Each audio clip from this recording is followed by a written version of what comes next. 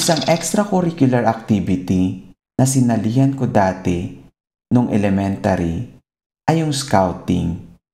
So, nasa grade 2 ako noon.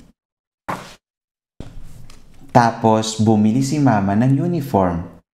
Basta yung yellow na handkerchief, either nilalagyan nito or nung kalabaw, pero tawag namin is karabaw. Diba? Mas tunog bakulaw, char. So, yung pinakauna naming task is mag-memorize. Basta yung motto, laging handa. Tapos yung scout oath, saka scout law, ang dali lang talaga i-memorize. Para lang siyang nursery rhyme na until now, kahit bibigasin ko ay natatandaan ko pa rin.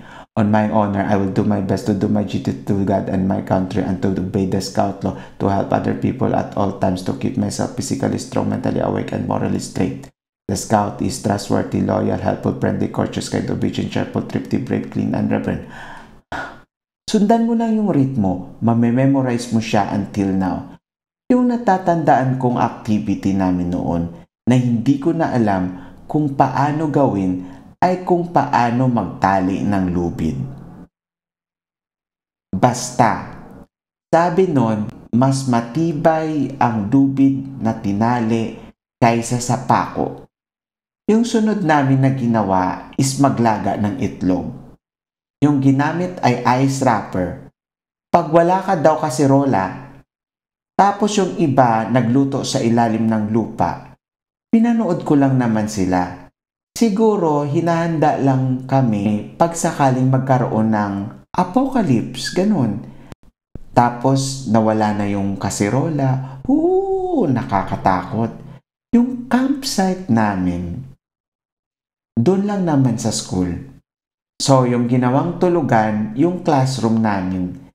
So, hihiga na kami sa sahig. So, kanya-kanya kami bit-bit ng banig. Yung iba, sosyal, may folding bed. Bago kami matulog, kumain muna kami. Ang ulam namin ay walang katapusang adobo. Ang adobo, kahit tuyo lang, ang sarap na.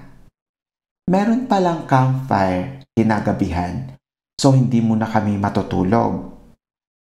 Maraming pakulo ang ginawa ng mga scout masters namin. At yung highlight nga is campfire. Wind from the east, wind from the west, flying from tree. Galing! Palakpakan kami. Yan na yung campfire. So, nakaidlip din na ako, parang ang tigas ng nasa uluhan ko.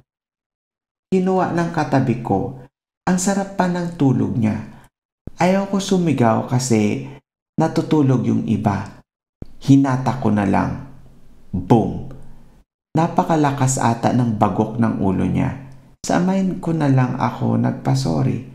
Sorry, mang-aagaw ka kasi ng unan.